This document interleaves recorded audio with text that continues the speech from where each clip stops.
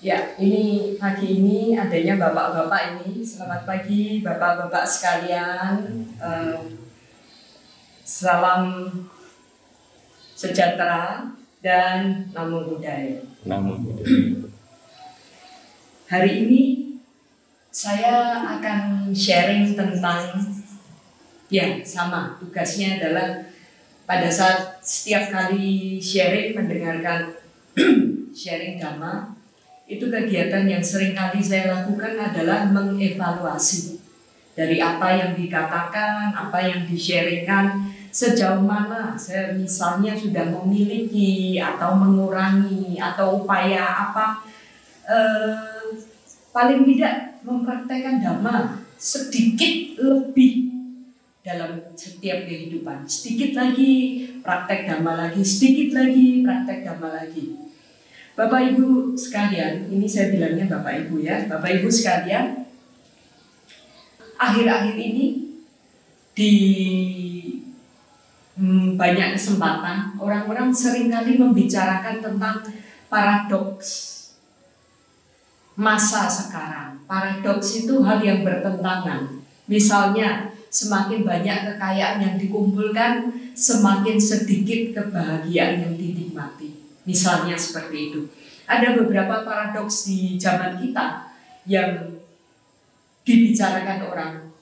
Salah satunya adalah kita semakin banyak memiliki bangunan-bangunan yang tinggi, tapi emosi yang lebih pendek. Kemudian jalan tol itu semakin lebar, tapi cara pandang manusia semakin sempit.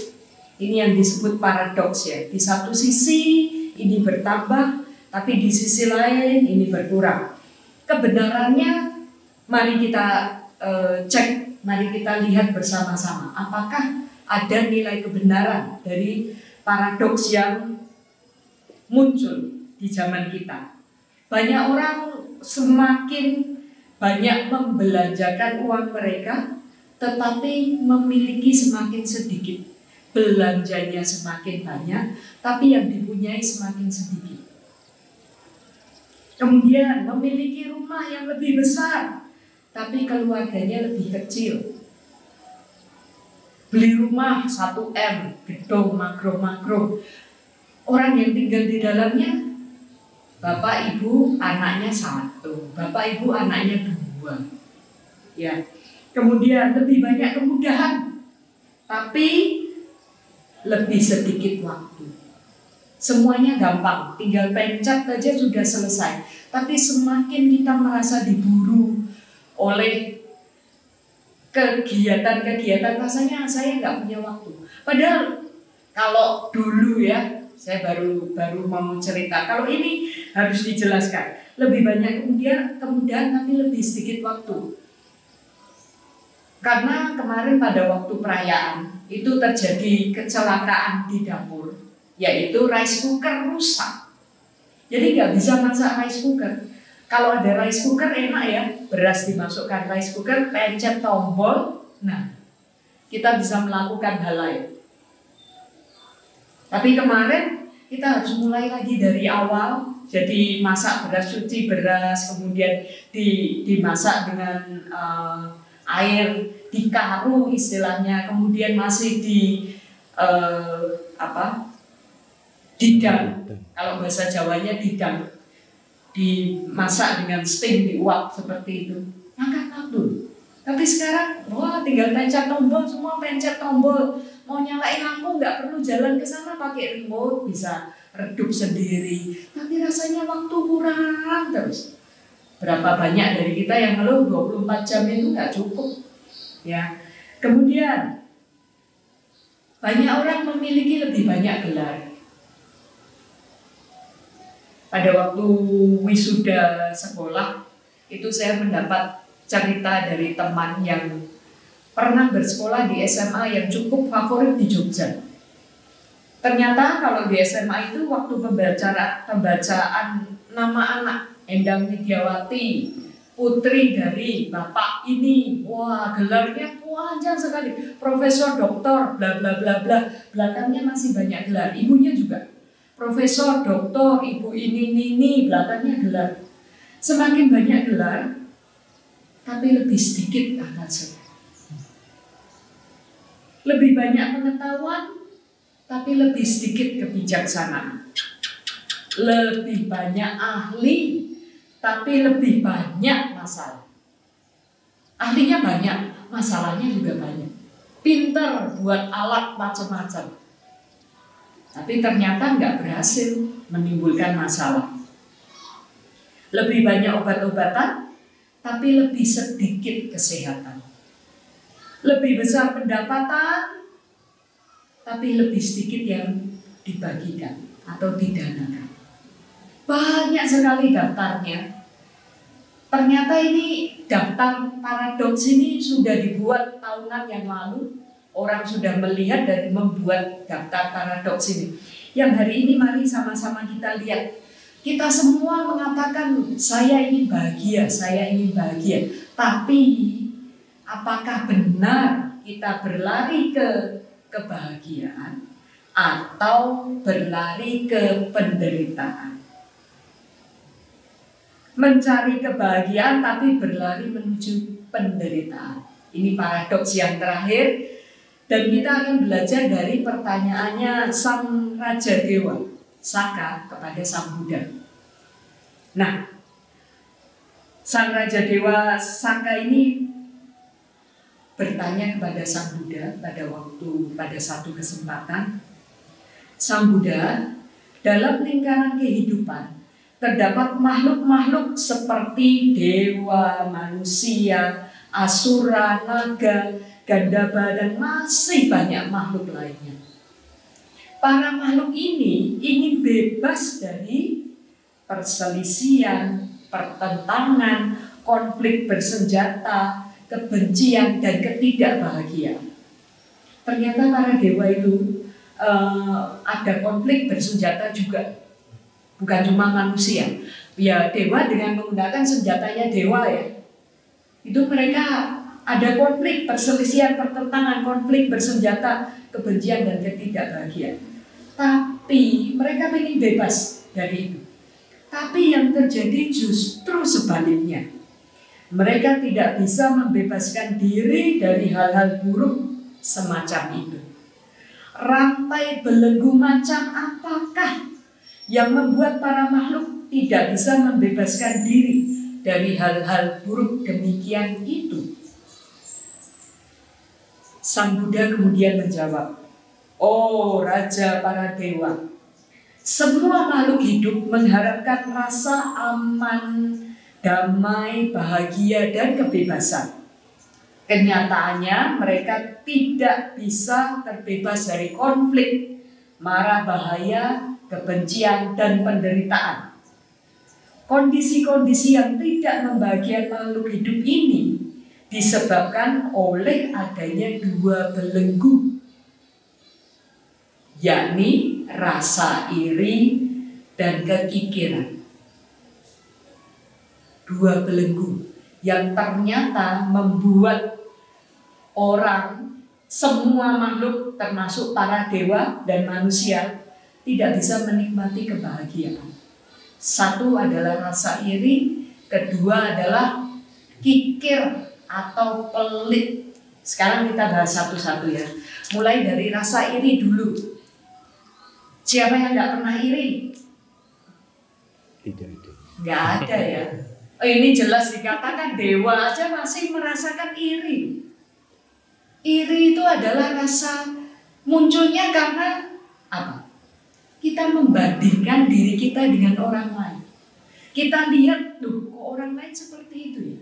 Dan kita nggak suka kalau orang lain punya lebih dari kita.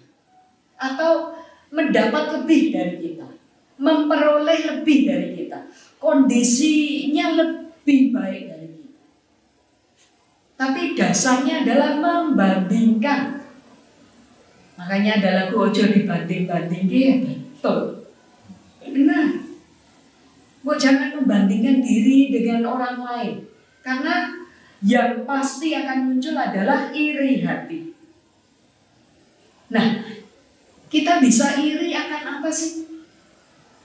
Kita iri itu akan hal-hal apa sih? Yang paling jelas terlihat adalah harta benda. Kalau Bapak Ibu tinggal di kompleks perumahan, itu jelas sekali kelihatan. Apalagi rumahnya berdekatan gitu ya. Kalau lihat, wah, kok tetanggaku bawa pulang mobil baru ya, sedangkan saya hanya punya sepeda motor. Apa yang muncul? Bukan ikut senang loh Bapak Ibu. Ikut senang belakangan itu karena sadar, wah, kenapa muncul kekotoran batin? Kalau sadar.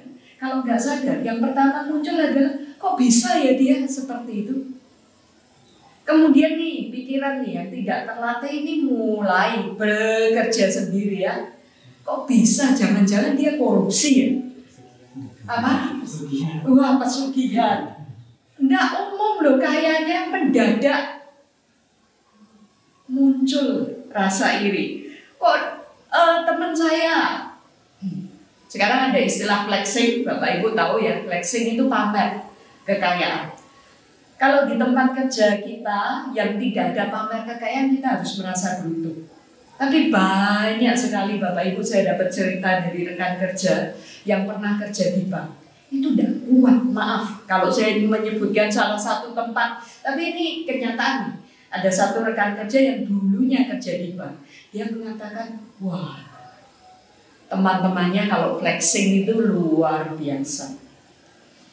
Pakai cincin berlian baru, itu kelihatan sekali. Dia selalu berusaha menggunakan tangannya yang menggunakan cincin, gitu loh. Pokoknya nggak perlu tunjuk aja, udah pakai tangan buat tunjuk-nunjukin. Supaya orang lihat tuh, itu pakai cincin berlian baru, pakai HP baru juga.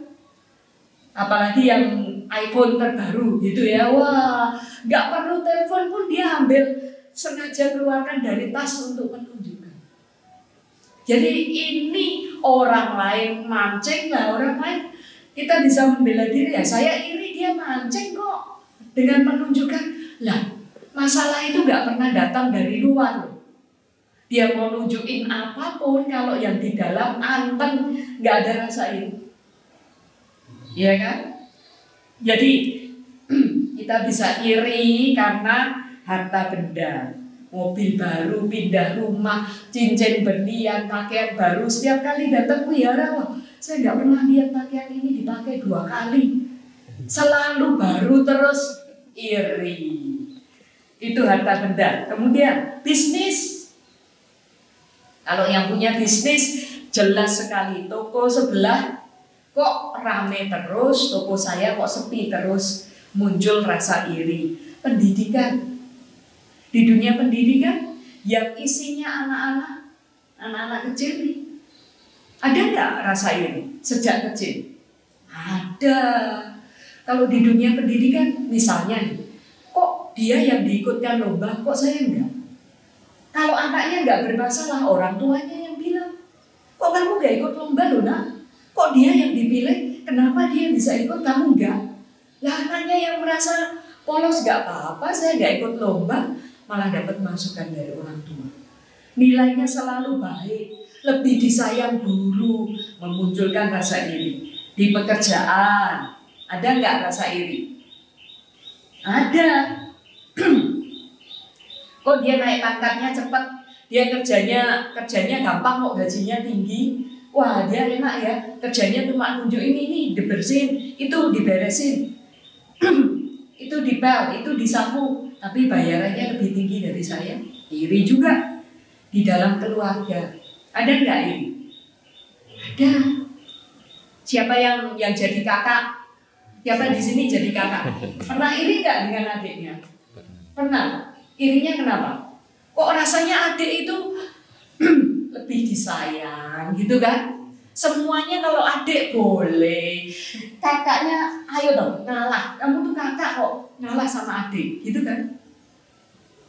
Siapa yang jadi adik di keluarga, jadi adik, jadi punya kakak?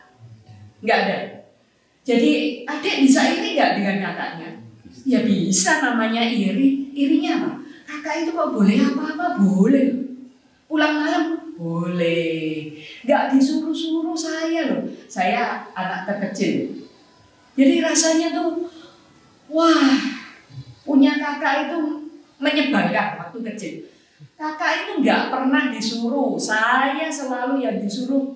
Papa mama nyuruhnya saya yang paling kecil, kakak nyuruhnya saya. Yang kakak iri dengan adik, yang adik iri dengan kakak. Secara spiritual bisa iri nggak? Ya bisa. Contoh yang paling mudah, meditasi tadi ya, kita cuma bersedikit. Tapi kalau banyak, itu niatnya meditasi. Tapi karena saya gelisah, pernah di satu retret meditasi, niatnya meditasi, tapi karena saya sendiri gak fokus, gelisah. Akhirnya buka mata kan, terus lihat ke sekeliling. Waduh, itu kok bisa duduk diam, punggungnya tegak, gak gerak loh. Wah, iri lah. Kok bisa ya dia seperti itu? Muncul iri. Kok dia lebih dekat dengan Bante ya? Kalau Bante diajak ngomong kok Bantenya bisa tertawa terbahak-bahak ya. Sedangkan kalau saya yang bertanya ke Bante kok jawabannya tegas, singkat, malah kesannya dimarahi. Itu secara spiritual bisa. Rasa iri ini bisa muncul di mana-mana. Dan rasa iri ini ternyata Bapak Ibu, mari kita cek. Itu membuat kita merasa seperti di dalam panci, kemudian panci itu hasil air panas. Kita dimasukin ke sana, wah, kelojotan. Orangnya yang diiriin, ini nggak merasa. Tapi kitanya yang merasa emosi ini bergolak, nggak tenang, nggak bisa tidur, rasanya campur aduk galau. Menimbulkan kemarahan, kesedihan, kejengkelan, semua campur aduk jadi satu. Nah tadi katanya mau bahagia. Kalau punya iri, belenggunya masih kuat sekali, nggak mungkin bahagia.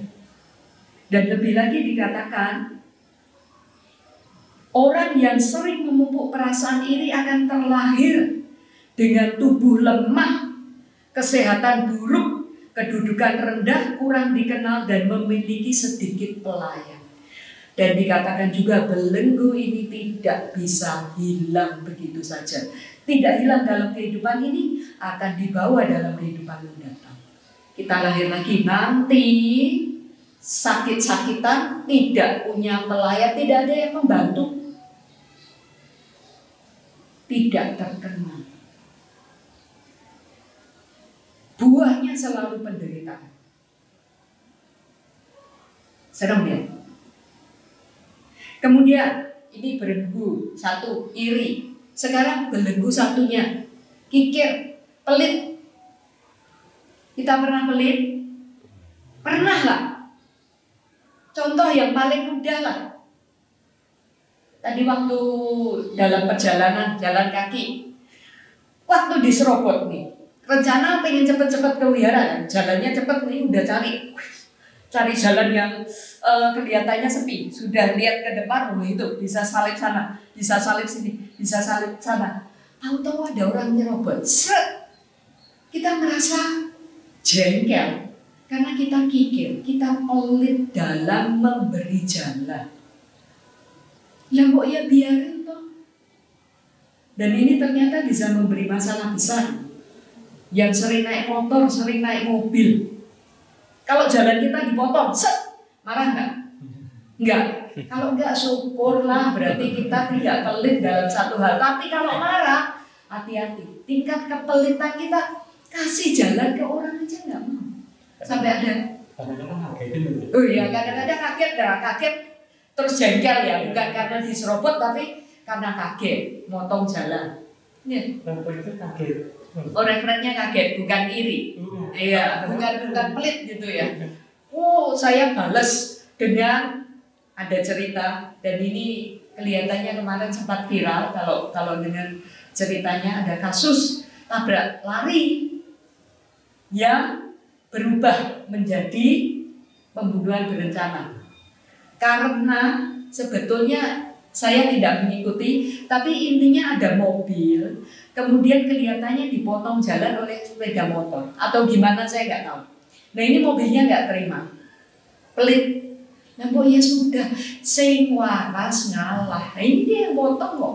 Paling kita, oh ya, tapi ini mobilnya kelihatannya nggak terima. Akhirnya memang terjadi perselisihan sampai kejar-kejaran, hampir masuk pintu tol.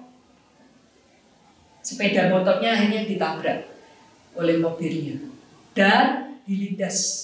Dipikir yang dilindas sepeda motornya, ternyata pengendaranya. Dari semula tabrak lari dijadikan pembunuhan berencana. Karena itu sudah dari jauh nih.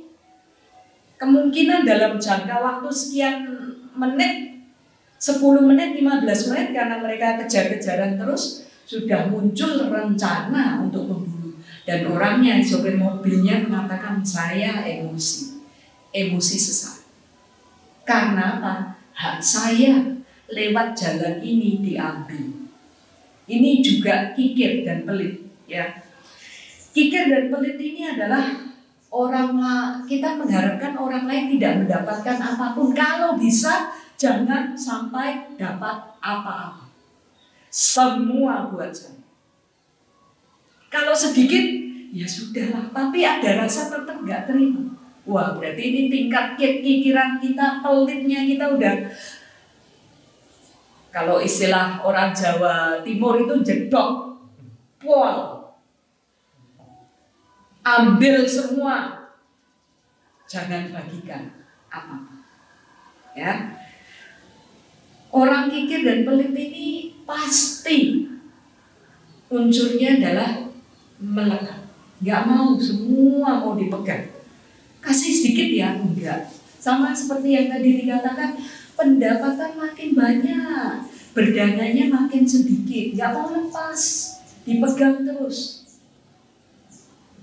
Nah, dikatakan juga dalam suta ini ada 5 jenis kekikiran atau kepelitan. Kekikiran yang pertama berhubungan dengan rumah, tempat tinggal, wihara, sekolah, tempat tidur, dan sebagainya. Kalau di wihara itu ada biku yang tidak menginginkan pendatang untuk tinggal di wiharanya. Kalau kita nggak punya wihara, ya kita punya kamar, ada orang datang mau numpang ya, numpang tidur, kita nggak mau berbagi tempat untuk tidur, padahal kamarnya luas sekali. Ini kikir. Di tempat kerja, ada pendatang baru, ada orang baru yang masuk di tempat kerja, kita nggak mau berbagi tempat. Kalau beberapa tempat kerja itu ada 1 meja besar yang digunakan bareng-bareng. Kebetulan tidak bisa memiliki kemewahan, 1 orang 1 meja itu nggak bisa, tapi 1 meja besar digunakan berbareng-bareng. Nah, kalau yang orang namanya pelit ini, yang pertama kekikiran, kepelitan yang hubungannya dengan rumah, tempat tinggal, wihara. Kalau kita masukkan dalam kondisi sekarang, meja kerja bersama, nggak mau berbagi. Pokoknya tempat saya segini, terserah kamu mau dapat seberapa. Bahkan ada loh yang tempat kerjanya itu, meja kerjanya itu dikasih batas. Ini tempat saya, terserah kamu mau ambil bagian yang mana, pokoknya daerah kekuasaan saya seperti ini. Kekikiran kedua adalah yang berhubungan dengan orang yang membantu, dermawan atau keluarga yang membantu. Ini diceritakan pada waktu kehidupan masa Sang Buddha ya, para biku. Jadi ada orang yang kikir dan pelit. Saya tahu nih, saya kalau datang berpindah mata ke tempat keluarganya Pak Eko, saya akan diberi banyak. Karena orangnya sangat dermawan. Saya tahu itu dan saya tidak mau berbagi dengan rekan-rekan saya yang lain. Saya akan istilahnya apa, kecup, nggak boleh. Saya nggak akan memberitahu, oh kalau kamu ke sana kamu akan mendapat makan. Kalau di dunia sekarang, saya punya 1 orang yang dermawan, sering membantu, baik hati, itu saya tutup rapat-rapat. Itu cuma buat saya tok. Dia boleh membantu saya saja. Mas Ratno butuh bantuan, nggak saya beritahu. Orang itu tidak. Saya pelit informasi untuk orang-orang yang sedianya bisa membantu. Ini kepelitan yang kedua. Kepelitan yang ketiga, berdasarkan perolehan materi, pelit akan perolehan materi. Ada orang nih yang tidak menginginkan orang lain makmur, tadi yang kita bilang. Yang harus kaya hanya saya. Tok. Saya mau seberapa sih? Misalnya dari materi makan. Di satu perjamuan ada makanan banyak di meja. Saya nggak mau berbagi. Seberapa banyak sih sebetulnya perut kita bisa menampung makanan? Pelit. Ini belenggu yang membuat orang nggak bahagia. Karena pikirannya udah selalu mencari apa yang bisa saya ambil buat saya. Apa yang bisa saya ambil buat saya. Orang lain kalau perlu tidak usah kebagian. Jadi setiap mata memandang, setiap mata melihat, pikiran selalu apa yang bisa untuk saya. Apa yang bisa saya ambil. Apa yang bisa saya simpan. Supaya orang lain tidak kebagian. Mau bahagia dari mana? Kemudian masih ada kepelitan yang keempat. Itu didasarkan pada kecantikan dan ketenaran. Orang lain nggak boleh cantik, orang lain nggak boleh tenar. Yang boleh cantik dan terkenal hanya saya. Yang boleh kinclong, glowing hanya saya. Yang boleh ganteng, terkenal banyak orang hanya saya. Dan yang kelima adalah pelit untuk pelajaran dan pengetahuan. Oh, ada pelajaran dhamma yang baik dari channel YouTube misalnya. Saya nggak mau beritahu. Besok yang masuk, yang mencapai nibbana hanya saya, yang lainnya nggak boleh. Tingkat kepelitan yang luar biasa. Jadi Bapak Ibu, kita punya dua belenggu tadi, iri dan pelit. Ini asalnya dari mana sih? Dijelaskan juga di dalam sutta itu, iri hati dan kekikiran muncul dari rasa suka dan tidak suka. Suka ini, tidak suka ini. Suka mau saya simpan terus. Jadi munculnya dari rasa suka dan tidak suka. Rasa suka dan tidak suka ini muncul dari keinginan. Karena adanya keinginan, hal-hal tersebut muncul. Iri, pelit, ingin tadi ya, ingin terkenal, ingin cantik, ingin yang paling, orang lain nggak boleh. Munculnya karena ingin. Pertama rasa suka tidak suka, kedua keinginan, ketiga keinginan ini munculnya dari mana? Dari pemikiran. Pemikiran yang tidak terlatih. Pemikiran ini muncul dari mana? Kecenderungan kita untuk memperoleh lebih banyak. Lagi.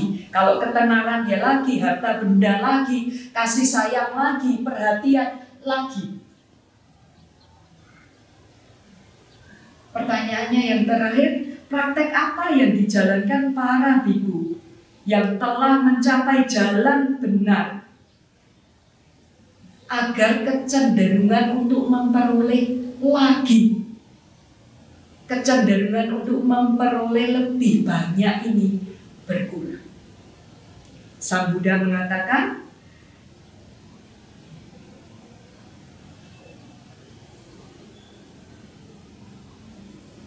agar kecenderungan untuk memperoleh lebih banyak lagi dan lagi ini berkurang, bahkan lenyap. Yang harus dilakukan adalah melatih pikiran agar terampil, satu, membedakan apa yang harus dihindari dan apa yang harus dikejar, apa yang gak usah, tidak terpakai, tidak dibutuhkan. Enggak, saya nggak mau ini, tapi saya mau ini untuk mencapai jalan kesucian. Penjelasannya seperti ini. Sang Buddha mengatakan, ketika aku mengamati bahwa dalam mengejar kebahagiaan hal-hal tidak baik meningkat dan hal-hal baik berkurang, maka kebahagiaan demikian harus dihindari. Paham ya? Tadi katanya mau bahagia, tapi dalam upaya menjadi bahagia, senang, kok hal-hal yang jelek malah naik. Saya semakin kemerungsung, saya semakin tidak tenang, saya semakin banyak kebencian, dan hal-hal baik semakin menurun. Saya lebih sulit tidur, saya lebih mudah emosi, ketenangan saya lebih sering terganggu. Oh, berarti apa yang saya lakukan harus saya hindari. Tetapi pada saat saya mengejar kebahagiaan, pada waktu saya melakukan tindakan-tindakan yang katanya untuk mencapai kebahagiaan, dan saya amati bahwa hal-hal tidak baik berkurang dan hal-hal yang baik meningkat, maka lakukan. Itu harus dikejar. Pada waktu saya melakukan tindakan, saya melihat, oh, keserakahan saya berkurang, kebencian saya berkurang, kemarahan saya berkurang, kemudian ketenangan bertambah, rasanya damai. Lakukan, kejar. Kegiatannya apa? Misal datang ke wihara, membantu orang, berdana, membantu dalam perayaan. Oh, membuat saya merasa hal-hal buruk saya berkurang, hal-hal baik saya meningkat. Lakukan, kejar. Dan yang terakhir adalah tips. Pengen nggak sih cara mengikisnya? Mengikis 2 belenggu tadi supaya kita tidak lahir dalam alam menderita ya. Belenggu iri dan belenggu kikir ini. Tipsnya yang pertama adalah jujur mengakui bahwa kita iri. Jujur mengakui bahwa oh, aku pelit. Kalau Bapak Ibu datang ke dokter, harus jujur nggak? Ngomong ke dokter, ini loh gejala sakitnya saya apa? Kalau enggak, dokternya bingung, nggak bisa memberi diagnosa yang tepat, nggak bisa memberi obat yang tepat. Nah, susah loh ini Bapak Ibu mengaku bahwa oh, sebetulnya saya itu iri. Karena sejak kecil yang dimasukkan ke dalam kepala kita udah tahu sejak kecil bahwa iri itu jelek. Ayo, nggak boleh iri loh, iya kan? Sejak kecil diberitahu. Jadi kita tahu iri itu jelek, dan susah loh kita mengaku bahwa kalau saya mengaku saya iri berarti saya jelek. Padahal bukan, ada rasa iri.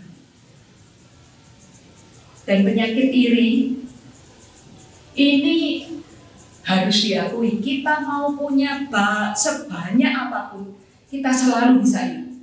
Benar? Ada orang sudah punya nih, misalnya di tabungannya sudah ada untuk hidup, usahanya sudah jalan baik, di tabungannya sudah ada 2M untuk masa depan.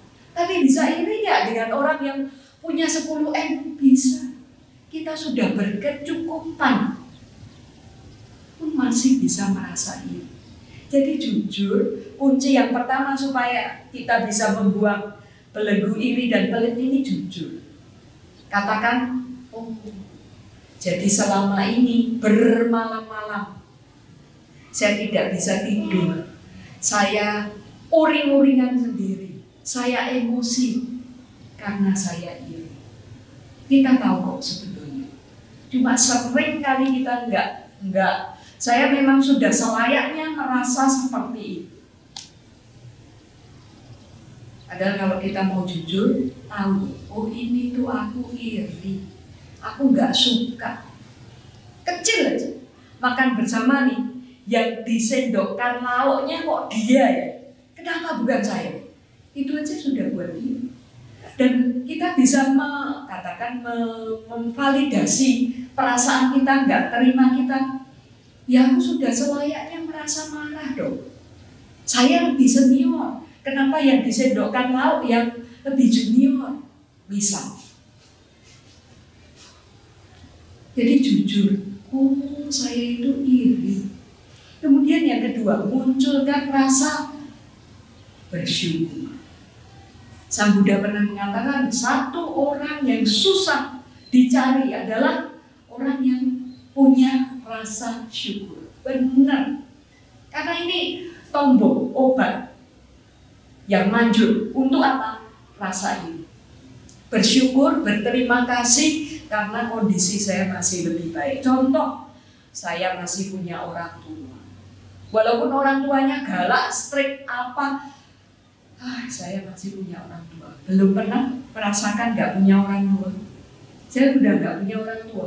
Dulu saya nggak tahu loh. Saya nggak pernah bersyukur punya orang tua. Tapi begitu saya nggak punya orang tua,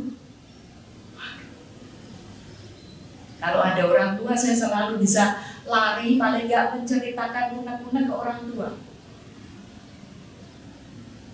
Bersyukur. Ya, yang pertama, jujur. Apa yang ada di pikiran, oh ini iri, oh ini kikir, oh ini pelit. Kemudian bersyukur yang kedua. Saya walaupun bisnis saya tidak ramai, tapi masih tetap aja ada yang datang. Bisnis saya biasa-biasa, tapi masih tetap aja ada yang datang. Ya, bersyukurlah. Walaupun nggak juara kelas, nilai saya cukup baik, bisa naik kelas terus. Walaupun tidak punya cincin berlian, tapi masih sehat. Walaupun tidak naik pangkat, tapi masih punya kerjaan. Masih ada pendapatan setiap bulan. Walaupun tidak dapat pujian, tapi masih bisa bekerja. Masih punya pekerjaan. Walaupun saya tidak dinek-nek, dipok-pok, dimanja-manjakan. Ya, berarti saya dianggap kuat. Berarti saya dianggap kamu nggak perlu dimanjakan, kamu sudah pasti kuat. Selalu ada ruang untuk merasa bersyukur. Kalau kita mengalihkan pikiran dari pelit dan iri. Kalau pelit dan iri ini udah kayak keblok pikirannya, lihatnya yang negatif. Tapi rasa syukur ini bukan berhenti di sini saja. Harus diikuti dengan apa yang harus saya lakukan untuk memperbaiki diri. Dan yang ketiga adalah membangkitkan kebahagiaan bersimpati atau mudita. Ikut senang, susah loh Bapak Ibu. Kalau kita ikut sedih akan penderitaan orang gampang ya. Motornya hilang gitu, aduh, saya ikut prihatin, saya ikut sedih, saya bantu carikan. Tapi kalau ada orang membeli motor baru yang tipe paling baru, hanya Grace, untuk mengatakan saya ikut senang, ngomong aja susah.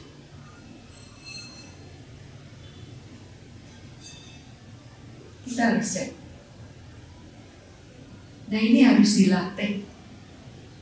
Yang muncul pertama kok bisa ya, kemudian ditutup dengan oh ini loh, saya iri ternyata. Begitu kita sudah sadar saya iri, kemudian lihat ke motor sendiri, nah saya masih tetap punya motor. Kemudian lakukan, katakan, wah aku ikut senang, kamu punya motor baru. Semoga membawa kelancaran ya, pekerjaanmu lancar, tambah maju usahanya. Kalau nggak dilatih sekarang, belenggu keirian, terbawa lagi dalam kehidupan, dan kita nggak akan pernah bahagia. Kemudian yang jadi membangkitkan kebahagiaan bersimpati, caranya satu, dengan ingat tentang karma. Orang itu kok rasanya beruntung sekali ya, lahir di keluarga kaya, disayang, terkenal, cantik, ganteng, kelihatannya selalu top, kondisinya bagus sekali. Saya kok enggak ya? Ingat tentang karma aja deh. Itu pasti buah dari perbuatannya dalam kehidupan sebelumnya. Yang terjadi ke saya adalah buah dari perbuatan saya dalam kehidupan sebelumnya. Lah terus yang mau diiriin apa? Wong kita nanam-nanam sendiri, metik buahnya sendiri, kok iri?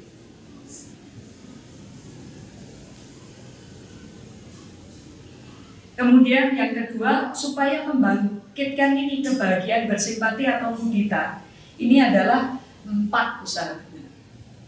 2 berhubungan dengan hal baik yang sudah kita punya, 2 berhubungan dengan hal buruk yang kita punya dan belum punya. Ingat 4 usaha benar itu kita nggak bisa ini. Untuk hal baik yang sudah punya, saya punya hal baik, saya punya rumah, walaupun kecil ya saya punya rumah. Hal baik yang sudah kita punya, kembangkan, dirawat, jadikan lebih baik. Kalau ini materi, rumah sudah punya ya, walaupun kecil ya dirawat supaya asri, supaya indah, supaya nyaman. Yang sudah baik yang dipunya, kembangkan, rawat. Hal baik yang belum punya, belajar, cari, coba dapatkan. Untuk hal buruk yang sudah punya, stop, jangan lakukan lagi. Hal buruk yang belum punya, tutup pintu, jangan mau ketular. Mau iri dari mana? Karena hidup kita berada dalam posisi masing-masing. Kalau kita bilang pangkat, berada dalam kedudukan masing-masing, berada dalam kondisi memiliki harta, kondisi memiliki kesehatan, kondisi memiliki teman. Seperti apa? Inilah hasil buah karma kita dari kehidupan yang lama.